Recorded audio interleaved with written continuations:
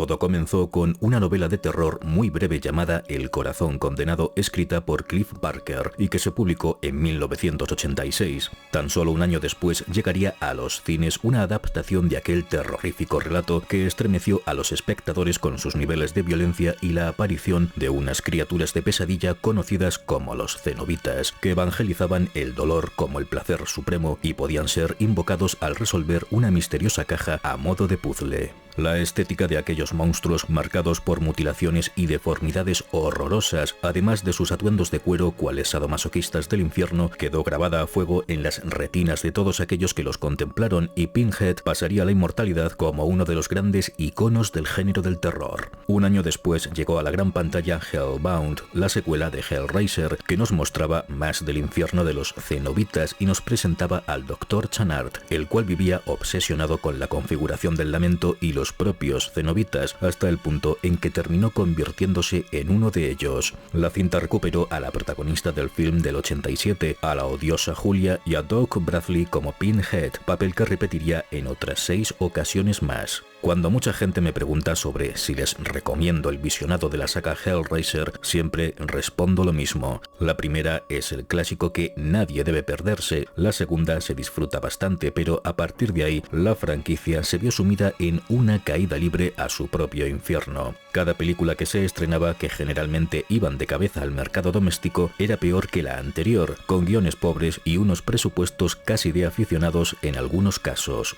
Durante años se habló de la posibilidad de hacer un reinicio de la saga cinematográfica e incluso se llegarían a ver trailers de algunas de esas intenciones que se materializaron en la nada. Pero finalmente el director David Brucker, que codirigió Señales o fue el autor de Noche Amateur en la primera VHS, tomó el reto de ponerse al frente de una nueva película de Hellraiser y lo tenía tan fácil como complicado. Por un lado, superar a los bodrios de los últimos años debía ser la mar de sencillo, pero por otro había que lograr elaborar un producto de calidad que además colmara las expectativas de los fans, que estaban ya con una mosca tras la oreja cuando se anunció al nuevo Pinhead, que en esta última película es una mujer con tiburón. Se escogió a Jamie Clayton para el rol del principal cenobita y Brucker no tardó en curarse en salud diciendo en algunas entrevistas que un Pinhead femenino era algo que se exploró en los cómics y que además su película sería una reimaginación y no algo sujeto al canon oficial. Incluso sugirió a los fans que vieran el largometraje sin pensar dónde lo encajarían en la historia original y que simplemente disfrutaran de la experiencia.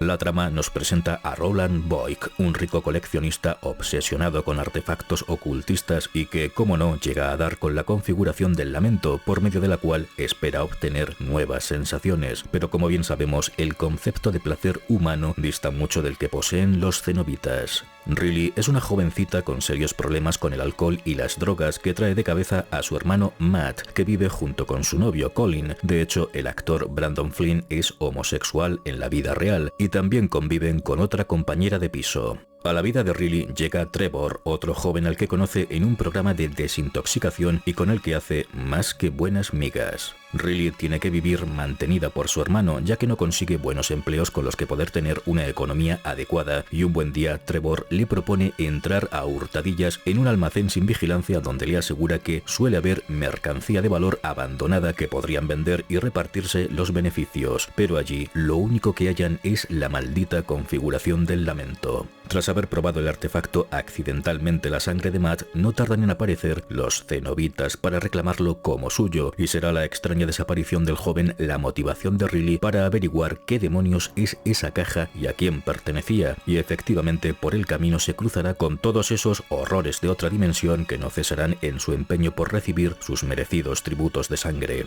La película tiene una duración de 2 horas y francamente empieza demasiado lenta. Los primeros 3/4 de hora hay que asumirlos con calma porque nos van dando mascados algunos detalles importantes, pero evidentemente sin desvelar todo lo que necesitamos saber hasta el mismo final del film. El director fue colocando las miguitas de pan por un camino demasiado largo hasta la casa de la bruja y francamente hubiera preferido un atajo más breve. El reparto cuenta con rostros bien conocidos para los más seréfilos y cinéfilos de la sala, aunque hay algunos personajes como el de la compañera de piso que aporta lo mismo que una pelusilla bajo el sillón. Francamente, el personaje de Roland no me ha terminado de gustar y la protagonista quizás sea algo histérica por momentos, pero algo hasta comprensible para un rol de una adicta. Me ha gustado ver cómo se transformaban los escenarios para dar lugar a nuevas estancias, algo que sucedía en la película original, pero que ahora con las avanzadas técnicas de efectos digitales se pueden conseguir cosas imposibles décadas atrás, pero realmente no impresionan estas ventanas al otro mundo. Mayormente lo que vemos son pasillos oscuros sin más, que no tienen nada de impacto visual. Por supuesto que hay violencia y casquería en la película, pero no llevado al extremo del gore más grotesco, sino que se emplea de una forma más elegante. No es lo mismo comer con las manos que con los cubiertos, aunque la comida sea la misma. En cuanto a los cenobitas, estos me han dejado un tanto frío. La estética de sadomasoquistas del infierno ha sido completamente desterrada para dar pasos a monstruos con la piel esculpida dejando musculatura al aire y llenos de objetos metálicos atravesando sus cuerpos. ¿A quién no le va a poner algo así? Pero para uno que ya está servido en este tipo de experiencias, la verdad es que no me han impactado en absoluto. La nueva o el 9 Pinhead no hace para nada un mal papel, pero no es capaz de imponer absoluto terror. Por momentos me estaba dando la sensación que andaba viendo un especial de Halloween de Drag Race. En resumidas cuentas, esta reimaginación de Hellraiser deja a la altura del betún a los bodrios de los últimos años. Para que os hagáis una idea, Judgment, que apareció en 2018, tuvo un presupuesto de $350.000, mientras que la actual película ha contado con 14 millones. La historia es bastante previsible y arranca lenta, tenemos un buen reparto y la reinterpretación de los cenobitas no me termina de convencer. Cuando veo esta Hellraiser siento que estoy contemplando a un monstruo desollado vistiendo unos delicados zapatos de cristal. Hasta aquí la review sin spoilers, de modo que si no habéis visto la peli, pausad el vídeo para retomarlo cuando hayáis efectuado el conveniente visionado para retornar de nuevo aquí.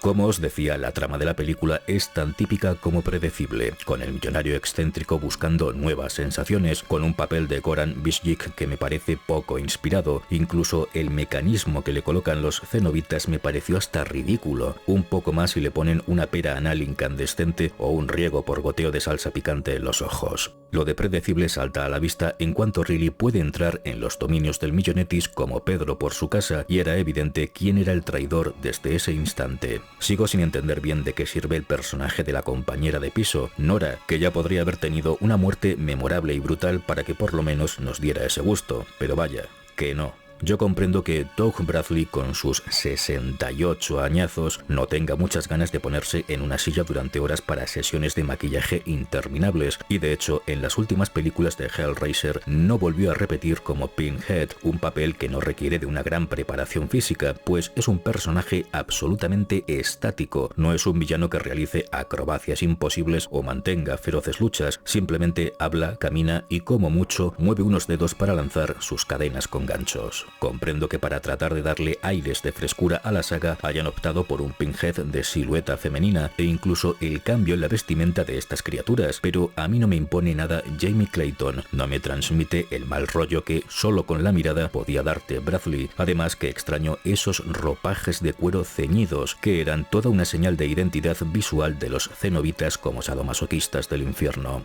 Me ha agradado ver que no se han quedado cortos con un buen repertorio de monstruos, incluso con revisiones actuales de algunos de los más conocidos, como ese Chatterer cuya mandíbula no paraba de castañetear, pero como os digo, el nuevo Pinhead es como un delicado monstruito vistiendo zapatitos de cristal, y tras décadas acostumbrado a un código de vestimenta muy característico, no termino de asimilar estas nuevas apariencias que para nada hay que desmerecer todo el trabajo que llevan detrás. De hecho, uno de sus diseñadores ha sido Kate Thompson, bien conocido por esbozar criaturas de pesadilla. También me ha llegado a la patata la reinterpretación de la melodía principal de la peli del 87 y cómo se han tomado elementos de Hellbound, como ese llamado dios o demonio, no se sabe bien, que ya vimos en el citado film, esos jardines de la mansión del ricachón que evocaban al laberinto infernal de Hellraiser 2, o el uso de algunas sentencias míticas. Exploradores de las regiones del más allá de los sentidos. Explorers in the further regions of experience. Y ojo cuando un personaje ante la llegada de los cenobitas asegura que escucha campanas, algo que se mencionaba en la novela.